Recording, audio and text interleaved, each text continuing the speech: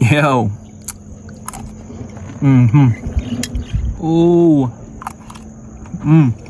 Back when I was in the States, I made this for my Mexican friends and they were like, what the milk powder? So we have here some avocados. So usually for Mexicans, avocados is more on the savory side. For us Filipinos, it's treated more as a dessert. Okay. Wow.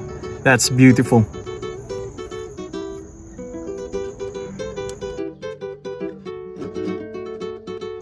Man nga lang natin. Mas good. Medyo durug-durugin mo lang siya. Personally, ayoko yung sobrang durog na durog yung avocado. Medyo chunks pa siya. Hindi yung sobrang laki, hindi rin yung sobrang durog. Ang ginagawa ng iba, hinahalo to hanggang sa ma-incorporate yung milk dun sa avocado. But me, again, personally, gusto ko sa ibabaw lang siya. And then, I take a spoon. Parang halos separate pa rin yung gatas sa avocado. Yung avocado, in a way, it's already thick.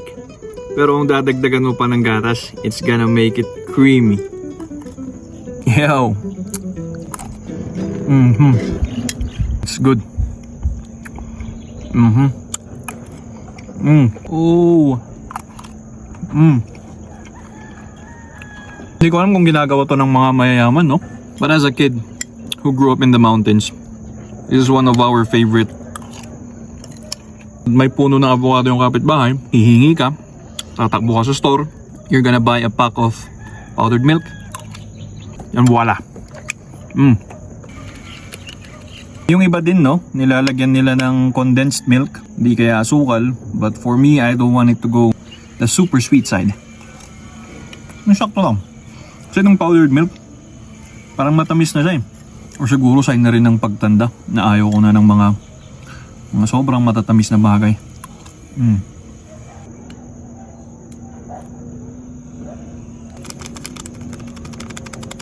It's creamy, it's smooth.